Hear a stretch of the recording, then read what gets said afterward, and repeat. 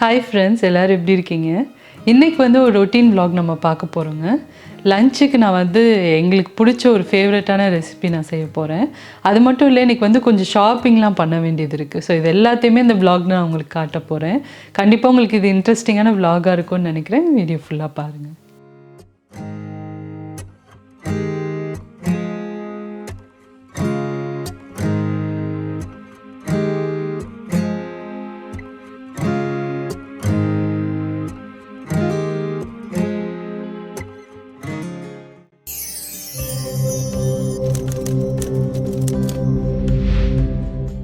இன்றைக்கி லஞ்சுக்கு பார்த்திங்கன்னா, நான் சாம்பார் சாதம் செய்ய போகிறேன். அதாவது பிசிபெல்லி பாத்துன்னு சொல்லுவோம் இல்லையா? அது நான் ஃப்ரெஷ்ஷாக மசாலாலாம் அரைச்சி நிறைய காய்கறிகள் சேர்த்து ஒன் பாட் ரெசிபி மாதிரி பண்ண போகிறேன். அதுக்கப்புறமா காலிஃப்ளவர் ரோஸ்ட் கொஞ்சம் சிம்பிளாக பண்ணலாம் அப்படின்னு பார்த்தேன். ஏன்னா எனக்கு கொஞ்சம் ஷாப்பிங் பண்ண வேண்டியது இருக்குது. வீட்டுக்கு ஒரு சில ஐட்டங்கள்லாம் வாங்கணும். கார்பெட் அந்த மாதிரி ஐட்டங்கள்லாம் வாங்கணும். ஸோ அதனால் ஒரு 2 கடைக்கு போக போகிறோம். எனக்கு ரொம்ப பிடிச்ச கடை ஐக்கியாவுக்கு போக போகிறோம். அதுக்கப்புறம் பார்த்திங்கன்னா, இன்னொன்று இங்கே ஹோம் ஸ்டோர்னு ஒரு கடை இருக்குது. ஸோ அங்கேயும் போய் கொஞ்சம் பார்க்கணும். ஸோ அந்த வேலைகள்லாம் இருக்கிறனால இன்றைக்கி குக்கிங்கை நான் கொஞ்சம் சிம்பிளாக வச்சுக்கலாம் அப்படின்னு சொல்லிட்டு நான்வெஜ்லாம் எதுவும் செய்யலை. ஜஸ்ட் இன்றைக்கி வெஜிடேரியன் சாப்பாடு தான் செய்ய போகிறேன். ரொம்ப சிம்பிளான ரெசிபி இது. நீங்கள் டிஃபன் பாக்ஸ்க்கும் கொடுத்து விடலாம். ரொம்ப நல்லாயிருக்கும். நல்ல ஃப்ளேவர்ஃபுல்லாக டேஸ்ட்டான ஒரு சாம்பார் சாதம் அது. இப்போ நம்ம காய்கறிகள் இதெல்லாம் நான் கட் பண்ணி ரெடியாக வச்சுட்டேன். அரிசி பருப்பு இதெல்லாம் வேக வச்சுட்டு அப்படியே நம்ம செய்ய ஆரம்பிச்சிடலாம். லஞ்சு குயிக்காக சமைச்சு முடிச்சுட்டு அதுக்கப்புறமா ஷாப்பிங்க்கு போகலாம். இப்போ ஃபஸ்ட்டு நான் அரிசி பருப்பு இதெல்லாம் வேக வைக்க போகிறேன் பிசிபெல்லி பாத்துக்கு. அதுக்கு பார்த்திங்கன்னா, நான் 3/4 கப் அளவுக்கு பாஸ்மதி அரிசி எடுத்திருக்கேன். அதில் ஒரு 1/2 கப் அளவுக்கு நான் துவரம் பருப்பு சேர்த்துக்கிறேன். இந்த ரேஷியோ உங்களுக்கு பிடிச்ச மாதிரி நீங்கள் சேர்த்துக்கலாம். 1 கப்புக்கு 1/2 கப் அளவுக்கு பருப்பு சேர்த்திங்க அப்படின்னா ரொம்ப நல்லாயிருக்கும். இப்போ இது எல்லாத்தையும் நல்லா அலசிட்டு நம்ம வேக வச்சிடலாம். இது நார்மல் சாதத்தை விட கொஞ்சம் குலைவாக நம்ம வேக வைக்கணும். ஏன்னா பிசிபெல்லி பாத் உங்களுக்கு கொஞ்சம் நல்லா குலைவாக இருந்தால் தான் டேஸ்ட்டாக இருக்கும். ஸோ இப்போ அதுக்கு தேவையான அளவு நம்ம தண்ணி சேர்த்துக்கலாம். இப்போ நான் பார்த்திங்கன்னா 1 கப் அளவு அரிசிக்கு ஒரு 3 கப் அளவுக்கு தண்ணி சேர்த்துக்க போகிறேன். ஸோ நல்ல குலைவாக உங்களுக்கு வெந்துடும். இப்போ தேவையான அளவு நம்ம தண்ணி சேர்த்துட்டு நல்லா மிக்ஸ் பண்ணிடலாம். மிக்ஸ் பண்ணிவிட்டு இதில் கொஞ்சம் பொருட்கள்லாம் சேர்த்து நல்லா குலைவாக அதை நம்ம வேக வைக்க போகிறோம். இப்போ நல்லா மிக்ஸ் பண்ணியாச்சு. ஃபஸ்ட்டு இப்போ இந்த சாதத்துக்கு தேவையான அளவு கொஞ்சமாக நம்ம உப்பு சேர்த்துக்கலாம். ஏன்னா பிசிபெல்லி பாத் செய்கிறப்போ நம்ம தேவையான அளவு சேர்த்துக்க போகிறோம். ஸோ அதனால் இப்போ கம்மியாக சேர்த்தா போதும். அடுத்ததாக ஒரு 1/4 டீஸ்பூன் அளவுக்கு பெருங்காயத்தூள், 1/4 டீஸ்பூன் அளவுக்கு மஞ்சத்தூள் சேர்க்குறேன். சேர்த்துட்டு நல்லா மிக்ஸ் பண்ணி இதை நம்ம குலைவாக வேக வைக்க போகிறோம். இப்போ பாருங்கள், நான் பிசிபெல்லி பாத் செய்கிறதுக்கு தேவையான காய்கறிகள் இதெல்லாம் நறுக்கி எடுத்து வச்சுருக்கேன். முருங்கைக்காய், அதுக்கப்புறமா உருளைக்கிழங்கு, பீன்ஸ், கேரட் இதெல்லாம் எடுத்திருக்கேன். அடுத்ததாக தக்காளி, சின்ன வெங்காயம் எடுத்து வச்சுருக்கேன். ஸோ இதில் நீங்கள் என்ன காய்கறிகள் வேணாலும் நீங்கள் சேர்த்துக்கலாம். கத்திரிக்காய் கூட சேர்த்துக்கலாம். ஸோ இப்போ பார்த்தீங்கன்னா, நான் சைட் டிஷ்க்கு செய்ய போகிற அந்த காலிஃப்ளவர் ரோஸ்ட்டையும் நல்லா காலிஃப்ளவர் க்ளீன் பண்ணி எடுத்து வச்சுருக்கேன். பேனில் கொஞ்சமாக எண்ணெய் சேர்த்துட்டு க்ளீன் பண்ண காலிஃப்ளவர் சேர்த்துட்டு ஒரு 1/2 டீஸ்பூன் அளவுக்கு மஞ்சத்தூள், அடுத்ததாக தேவையான அளவு காஷ்மீரி மிளகாய்த்தூள் சேர்க்குறேன். அடுத்ததாக தேவையான அளவு உப்பு சேர்த்துட்டு இதை நல்லா நம்ம கொஞ்சம் மீடியம் ஃப்ளேமில் வச்சு ரோஸ்ட் பண்ண போகிறோம். ரொம்ப சிம்பிளான ரெசிபி தான், பட் ரொம்ப டேஸ்ட்டாக இருக்குங்க. நீங்கள் எல்லா விதமான ரைஸ் கூடயும் இதை நீங்கள் சர்வ் பண்ணலாம். ரொம்பவே டேஸ்ட்டாக இருக்கும். ஸோ இது நம்மளுக்கு அதிகபட்சம் ஒரு 10 மினிட்ஸில் ரெடி ஆயிரும். இது ரெடி ஆகிட்டு இருக்க டைமில் நான் பார்த்திங்கன்னா பிசிபெல்லி பாத்துக்கு தேவையான பொடி அரைக்க போகிறேன். அதுக்கு 1 டீஸ்பூன் அளவுக்கு எண்ணெய் சேர்த்துருக்கேன். 1/2 டேபிள் ஸ்பூன் அளவுக்கு கொத்தமல்லி விதை சேர்த்துக்கலாம். அடுத்ததாக 1/2 டேபிள் ஸ்பூன் அளவுக்கு கடலைப்பருப்பு சேர்க்குறேன். அடுத்ததாக 1 டேபிள் ஸ்பூன் அளவுக்கு உளுந்து சேர்த்துக்கலாம். இப்போ இதை கொஞ்சம் நல்லா மிக்ஸ் பண்ணிவிட்டு அடுத்ததாக ஒரு 1/4 டீஸ்பூன் அளவுக்கு வெந்தயம் சேர்க்குறேன். அடுத்ததாக 1 டீஸ்பூன் அளவுக்கு சீரகம் சேர்த்துக்கலாம்.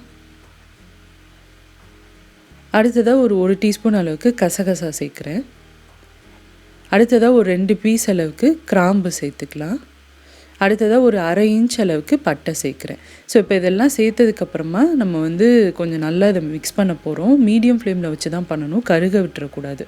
அடுத்ததாக தேவையான அளவு காஞ்ச மிளகாய் சேர்த்துக்கலாம். நான் ஒரு 5லேருந்து 6 மிளகாய் சேர்த்துருக்கேன். ஸோ இப்போ எல்லாத்தையும் நல்லா மிக்ஸ் பண்ணதுக்கப்புறமா ஒரு 1/4 கப் அளவுக்கு துருவின தேங்காவையும் சேர்த்து நல்லா அதை வதக்க போகிறோம். தேங்காவோட பச்சை வாசம்லாம் போகணும். அதே மாதிரி இது நல்லா வதக்குனா தான் உங்களுக்கு அந்த பொடியோட ஃப்ளேவர் நல்லாயிருக்கும். இப்போ நம்ம அதை நல்லா ஆறுனதுக்கப்புறமா அரைக்க போகிறோம். இப்போ பிசிபெல்லி பாத் செய்கிறதுக்கு இங்கே ஒரு பாத்திரம் நான் எடுத்திருக்கேன். அதில் 2 டீஸ்பூன் அளவுக்கு எண்ணெய் சேர்த்துட்டு 1/2 டீஸ்பூன் அளவுக்கு கடுகு உளுத்தம் பருப்பு சேர்த்துருக்கேன். அடுத்ததாக ஒரு அரை டீஸ்பூன் அளவுக்கு சீரகம் சேர்த்து நல்லா அதெல்லாம் பொரியட்டும். பொரிஞ்சதுக்கப்புறமா ஒரு 10 சின்ன வெங்காயத்தை 2 பீஸாக நான் வந்து கட் பண்ணி எடுத்து வச்சுருக்கேன். முழுசாக கூட நீங்கள் சேர்த்துக்கலாம். பட் வந்து நான் ஒரு 2 பீஸாக கட் பண்ணி வச்சு அதை வந்து இதில் சேர்த்துருக்கேன். ஸோ இப்போ வெங்காயம் வந்து ரொம்ப வதங்க தேவையில்ல. லைட்டாக அதோட கலர் மாறுற ஸ்டேஜ்லேயே நம்ம வந்து அடுத்து தக்காளி இதெல்லாம் சேர்த்துடலாம். ரொம்ப நம்ம வதக்க தேவையில்ல. ஸோ இப்போ நல்லா மிக்ஸ் பண்ணிவிட்டு இப்போ நான் வந்து ஒரு 2 தக்காளி பழம் எடுத்திருக்கேன். அதையும் இதில் சேர்த்துடலாம். தக்காளி சேர்த்ததுக்கப்புறமா அதுவும் கொஞ்சம் நல்லா உங்களுக்கு குக்காகி வரணும். நல்லா மசிகிற அளவுக்கு இதை வந்து வேக வைக்க போகிறோம். இப்போ தக்காளி வந்து நல்லா ஓரளவுக்கு நம்மளுக்கு மசிஞ்சதுக்கப்புறமா நம்ம எடுத்து வச்சுருக்க காய்கறிகள் எல்லாத்தையுமே சேர்த்துடலாம். இப்போ சப்போஸ் நீங்கள் வந்து கத்திரிக்காய் எடுக்க போகிறீங்க அப்படின்னா இனிஷியலாக சேர்க்காதீங்க. இந்த காயெல்லாம் கொஞ்சம் பாதி வெந்ததுக்கப்புறமா கத்திரிக்காவை சேர்த்துக்கோங்க. ஏன்னா கத்திரிக்காய் வந்து ரொம்ப குழஞ்சு போயிடும். ஸோ அதனால் இந்த காயோடு சேர்த்திங்க அப்படின்னா அது கரைஞ்சி போகிறதுக்கு நிறைய சான்சஸ் இருக்குது. ஸோ அதனால் நம்ம வந்து ஒரு பாதி வெந்ததுக்கப்புறமா கத்திரிக்காவை சேர்த்துக்கலாம். இப்போ இந்த காய்கறிகள் எல்லாத்தையும் நல்லா மிக்ஸ் பண்ணிவிட்டு இப்போ இது வேகிறதுக்கு தேவையான அளவு தண்ணி நம்ம சேர்த்துக்கலாம். அடுத்ததாக வந்து பிசிபெலி பாத்துக்கு தேவையான அளவு நம்ம உப்பும் சேர்க்க போகிறோம். ஒரு அரை டீஸ்பூன் அளவுக்கு மஞ்சத்தூளும் சேர்த்துக்கலாம். இப்போ அவ்வளோதாங்க. இது வந்து நல்லா கொஞ்சம் வேகணும். ஒரு 10 நிமிஷமாவது நல்லா வெந்ததுக்கப்புறமா தான் நம்ம இந்த அரைச்சி வச்சுருக்க பொடி, அதுக்கப்புறமா வேக வச்சுருக்க சாதம் இது எல்லாத்தையும் சேர்க்க போகிறோம். இப்போ நல்லா மிக்ஸ் பண்ணிவிட்டு ஒரு மூடி போட்டு வச்சிடலாம். இப்போ அது வெந்துட்டுருக்க டைமில் நான் வந்து ஆறின பொடியை வந்து நல்லா அரைச்சிக்கிறேன். அடுத்ததாக இப்போ நம்ம சாதத்தையும் ஓப்பன் பண்ணி பார்க்கலாம். நல்லா சூப்பராக குலைவாக வெந்துருச்சு. இதை வந்து நல்லா நம்ம மசிச்சு விட்டுக்க போகிறோம். பிசிபெலி பாத்தில் கொஞ்சம் ரைஸ் தெரியாமல் இருந்தால் நல்ல டேஸ்ட்டாக இருக்கும். ஸோ அதனால் நல்லா இதை வந்து குலைவாக வேக வச்சதுக்கப்புறமா மசிச்சு விட்டுக்கலாம். ஸோ இப்போ வந்து நம்மளுக்கு எல்லாம் ரெடியாக இருக்குது. காய்கறிகளும் வெந்ததுக்கப்புறமா நம்ம எல்லாத்தையும் சேர்த்துடலாம். இப்போ பாருங்கள், நம்ம அரைச்ச பொடி வந்து இந்த அளவுக்கு நல்லா நைஸாக இருக்கணும். அந்த அரைச்ச பொடி எல்லாத்தையும் நான் இப்போ வந்து வெந்த காயோடு சேர்த்துக்கிறேன். இன்றைக்கி நான் அரைச்ச குவான்டிட்டி வந்து நான் செய்கிற அளவுக்கு கரெக்டான குவான்டிட்டி. ஸோ அதனால் எல்லா பொடியுமே நான் அதில் கலந்துட்டேன். கலந்ததுக்கப்புறமா இப்போ நம்ம வந்து தண்ணி சேர்த்துக்க போகிறோம். நல்ல தண்ணியாக இருக்கணும். ஏன்னா இந்த ரைஸ் வந்து கொஞ்சம் நல்லா க்ரீமியாக இருக்கும். ஏன்னா ஆற ஆற இது வந்து கொஞ்சம் ரொம்ப கெட்டிப்படும். ஸோ அதனால் நம்ம வந்து செய்கிறப்போ இதை நல்லா நம்ம க்ரீமியாக நல்லா தண்ணியாக கொஞ்சம் செய்யணும். இப்போ வந்து இதுக்கு தேவையான அளவு புளி பேஸ்ட்டு நான் சேர்க்குறேன். நீங்கள் வந்து ஊற வச்ச புளி கூட சேர்த்துக்கலாம். புளி பேஸ்ட் சேர்த்ததுக்கப்புறமா நல்லா மிக்ஸ் பண்ணிவிட்டு வேக வச்சு எடுத்துருக்க சாதம், பருப்பு இதை வந்து இதில் சேர்த்துடலாம். எடுத்துனே எல்லாத்தையும் சேர்க்காமல் கொஞ்சம் சேர்த்துட்டு நல்லா மிக்ஸ் பண்ணி விட்டுருங்க. கெட்டிப்படாமல் நல்லா மிக்ஸ் ஆனதுக்கப்புறமா மிச்ச சாதத்தையும் சேர்த்து நல்லா மிக்ஸ் பண்ணிடலாம். இப்போ வச்சுருக்க எல்லா சாதத்தையும் நான் வந்து சேர்த்துட்டு நல்லா மிக்ஸ் பண்ணி விட்டுருங்க. பாருங்கள், இந்த அளவுக்கு கன்சிஸ்டன்சி உங்களுக்கு இருந்தால் தான் இந்த சாதம் வந்து சாப்பிட்றதுக்கு நல்லாயிருக்கும். இது வந்து ஸ்பூனில் நீங்கள் சாப்பிட்லாம், ரொம்ப டேஸ்ட்டாக இருக்கும். இந்த சாதம் கொஞ்சம் ஆற ஆற உங்களுக்கு நல்லா கெட்டியாயிடும். ஸோ அதனால் இது வந்து இந்த கன்சிஸ்டன்சியில் செஞ்சவங்க அப்படின்னா தான் உங்களுக்கு வந்து டேஸ்ட்டு ரொம்ப நல்லாயிருக்கும். நல்லா அதை வந்து மிக்ஸ் பண்ணிவிட்டு ஒரு 5 நிமிஷம் பக்கம் நல்லா நம்ம வந்து வேக விட போகிறோம். வெந்ததுக்கப்புறமா கடைசியாக நல்லா நிறைய கொத்தமல்லி நான் அதில் சேர்த்துக்கிறேன். ஸோ கொத்தமல்லி வந்து நிறையா கொஞ்சம் சேர்த்துக்கலாம், நல்ல ஃப்ளேவர் கொடுக்கும். இப்போ இதெல்லாம் சேர்த்ததுக்கப்புறமா நல்லா மிக்ஸ் பண்ணிடலாம். சூப்பரான பிசிபெலி பாத் நம்மளுக்கு ரெடி ஆயிடுச்சு. இப்போ இதுக்கு வந்து நெய்யில் நம்ம ஒரு தாளிப்பு ரெடி பண்ண போகிறோம். அதுக்கு வந்து ஒரு 3 டீஸ்பூன் அளவுக்கு நான் நெய் சேர்த்துருக்கேன். ஸோ அது நல்லா மெல்ட் ஆனதுக்கப்புறமா நம்ம வந்து தேவையான அளவு முந்திரி பருப்பு சேர்த்துக்கலாம். நான் வந்து ஒரு டேபிள் ஸ்பூன் அளவுக்கு முந்திரி பருப்பு சேர்க்குறேன். அடுத்தது அதில் வந்து கொஞ்சமாக பெருங்காயத்தூள் நம்ம சேர்க்க போகிறோம். இப்போ அவ்வளோதாங்க. இது எல்லாத்தையும் நல்லா கொஞ்சம் வறுபட்டதுக்கப்புறமா நம்ம வந்து செஞ்சு எடுத்து வச்சுருக்க சாதத்தோடு இதை கலந்துடலாம். அவ்வளோதான், ரொம்ப டேஸ்ட்டான பிசிபெலி பாத் ரெடி ஆயிடுச்சு. கண்டிப்பாக நீங்களும் இந்த ரெசிபியை ட்ரை பண்ணி பாருங்கள். ரொம்ப சூப்பராக வரும். டேஸ்ட் அண்ட் ஃப்ளேவர் வந்து ரொம்ப ரொம்ப சூப்பராக இருக்கும். ட்ரை பண்ணி பாருங்கள். இது மேலே நீங்கள் சர்வ் பண்ணுறப்போ கொஞ்சம் காரா பூந்தி இதெல்லாம் போட்டு சர்வ் பண்ணிங்க அப்படின்னா சூப்பராக இருக்கும். அந்த மாதிரி தான் நம்மளுக்கு வந்து ஹோட்டல்ஸ்லாம் சர்வ் பண்ணுவாங்க. அது சாப்பிட்றதுக்கே நல்ல க்ரன்ச்சியாக சூப்பராக இருக்கும். ஸோ கண்டிப்பாக ட்ரை பண்ணி பாருங்கள். இப்போ லன்ச் ரெடி ஆயிடுச்சு. நான் லஞ்சை சர்வ் பண்ண போகிறேன். லஞ்சு சாப்பிட்டு முடிச்சதுக்கப்புறமா தான் கொஞ்சம் ஷாப்பிங்லாம் பண்ண வேண்டியது இருக்குது.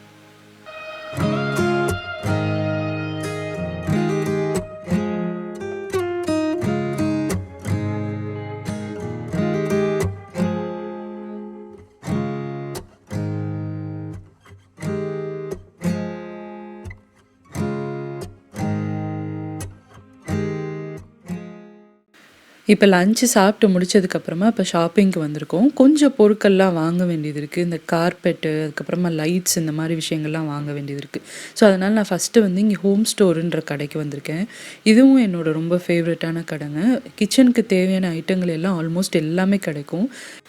இது பார்த்தீங்கன்னா தெரியும், காஃபி ஃப்ராத்தர். இது வந்து நம்மளோட வீடியோஸில் நீங்கள் பார்த்துருப்பீங்க. நிறைய பேர் கேட்டிங்க இதை நான் எங்கே வாங்கினேன்ட்டு. இது வந்து நான் இந்த கடையில் தான் வாங்கினேங்க. இது ஆன்லைன்லையுமே அவைலபிளாக இருக்குது. அதே மாதிரி ஃப்ரிட்ஜ் ஆர்கனைசேஷன் வீடியோலேயே நான் யூஸ் பண்ண பாக்ஸஸ் எல்லாமே பார்த்தீங்கன்னா இந்த கடையில் வாங்கினது தான். ஸோ நிறைய டிஃப்ரெண்ட் மாடல்ஸ், டிஃப்ரெண்ட் சைஸஸில் கிடைக்கும். ரொம்ப நல்ல குவாலிட்டியாக இருக்கும். அதே மாதிரி இந்த ஸ்டோரேஜ் கண்டெய்னர்ஸு, அதுக்கப்புறமா நம்ம வந்து பருப்பு, அரிசி இதெல்லாம் ஸ்டோர் பண்ணுற மாதிரி பாக்ஸஸ்ஸு, ஃப்ரிட்ஜில் ஸ்டோர் பண்ணுற பாக்ஸஸ் இந்த மாதிரி எல்லாமே இங்கே கிடைக்கும். ஸோ நிறைய கலெக்ஷன்ஸ் இருக்கும். ஸோ அதனால் எனக்கு எப்போயுமே அந்த கடைக்கு வர்றது பிடிக்கும். ஏதாவது தேவை அப்படின்னா ஃபஸ்ட்டு நான் இங்கே வந்து பார்ப்பேன். ஸோ இங்கே இல்லை அப்படின்னா தான் மிச்ச கடைகளில் நான் வந்து சர்ச் பண்ணி பார்ப்பேன். ஸோ இப்போ அதே மாதிரி பார்த்திங்கன்னா ஃப்ளாஸ்க் கலெக்ஷன்ஸும் இவங்கள்ட்ட நிறையா இருக்கும். அதே மாதிரி பேக்கிங்க்கு தேவையான எல்லாமே இங்கே கிடைக்கும். அந்த டூல்ஸ்லேருந்து, மெஷரிங் கப்லேருந்து, ஸோ அதில் யூஸ் பண்ணுற எல்லா ஐட்டங்களும், பேக்கிங் ட்ரே எல்லாமே இங்கே வந்து கிடைக்கும்.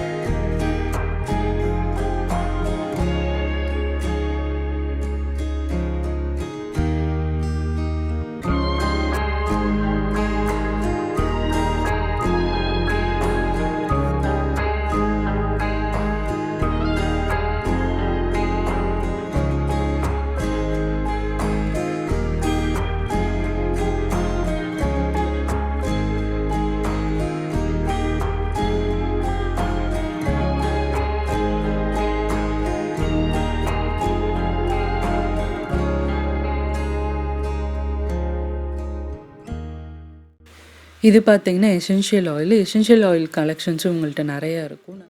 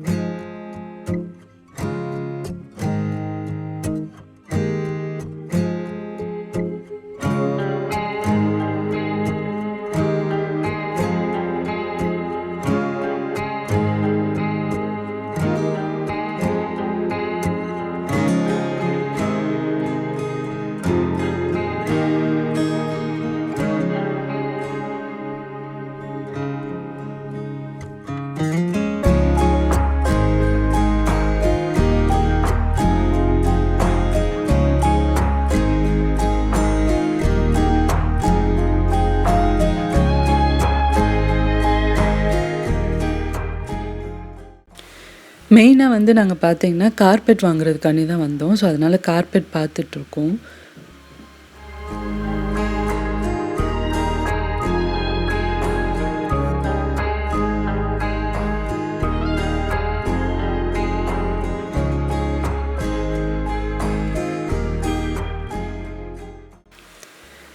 இப்போ ஷாப்பிங் எல்லாம் முடிச்சாச்சு. இந்த பேஸ்கெட்டும் வாங்கியிருக்கோங்க. ஏன்னா நாங்கள் வந்து இந்த ஃபயர் யூனிட்டில் யூஸ் பண்ணுற அந்த லாக்ஸ் எல்லாம் ஸ்டோர் பண்ணுறதுக்கு எங்களுக்கு பேஸ்கெட் தேவைப்பட்டது. ஸோ அதனால் இந்த மாதிரி ஒரு பேஸ்கெட், அதுவும் துணியோடு இருக்கிறனால கொஞ்சம் க்ளீன் பண்ணுறதுக்கு ஈஸியாக இருக்கும் அப்படின்றனால இந்த பேஸ்கெட் வாங்கியிருக்கோம். ஸோ அதில் வந்து நாங்கள் ஃபயருக்கு யூஸ் பண்ணுற லாக்ஸ் எல்லாத்தையும் அங்கே ஸ்டோர் பண்ணி வச்சுப்போம்.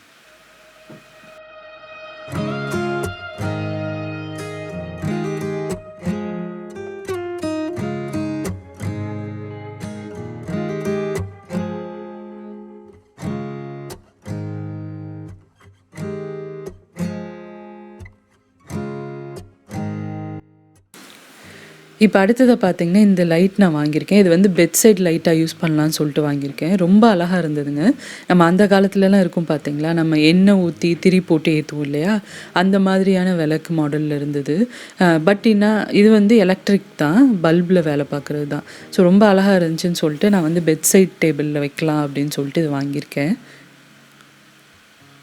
இது வந்து ஐக்கியாவில் வாங்கினது. நாங்கள் இங்கே வந்து ஹோம் ஸ்டோர் முடிச்சுட்டு கொஞ்சம் ஐக்கியாலையும் போய் ஷாப்பிங்லாம் பண்ணோம். பட் ஐக்கியாவில் ரொம்ப எதுவும் வாங்கலை. இந்த மாதிரி ஒரு 2-3 ஐட்டம் மட்டும்தான் வாங்கினோம்.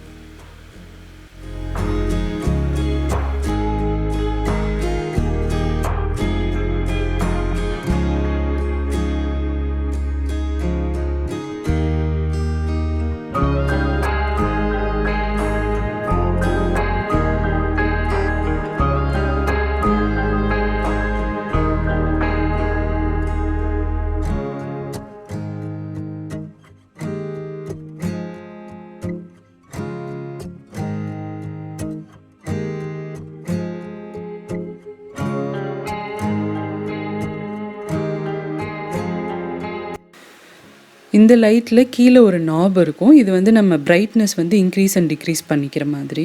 ஸோ ரொம்ப நல்லா உங்களுக்கு பிரைட்டாக வேணும் அப்படின்னா நல்லா ஃபுல் இதில் வச்சோம் அப்படின்னா நல்லா பிரைட்டாக இருந்தது. ஸோ இந்த மாதிரி நம்ம அட்ஜஸ்ட் பண்ணிக்கலாம். ரொம்ப அழகாக இருந்தது.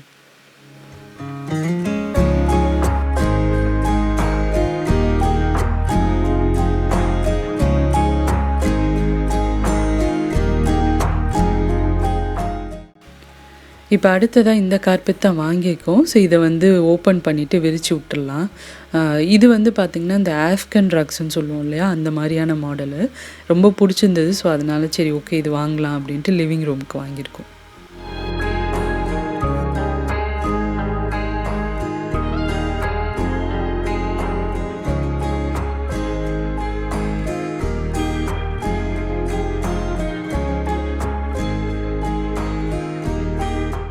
ஸோ அவ்வளோதாங்க. இதோட இந்த விலாகும் கம்ப்ளீட் ஆகுது. ஹோப் உங்களுக்கு இன்ட்ரெஸ்டிங்காக இருந்திருக்கும்னு நினைக்கிறேன். பிடிச்சிருந்தது அப்படின்னா இந்த விலாக் ஒரு லைக் கொடுங்க. சேனலுக்கு இன்னும் சப்ஸ்கிரைப் பண்ணாதவங்க மறக்காமல் சுஜிஸ் கிச்சனுக்கு சப்ஸ்கிரைப் பண்ணுங்கள். இதே மாதிரி நிறைய இன்ட்ரெஸ்டிங்கான விலாக்ஸ் ரெசிபீஸோடு அடுத்து உங்களை நான் மீட் பண்ணுறேன். சுஜிஸ் கிச்சன், எளிய பாரம்பரிய சமையலின் தொகுப்பு.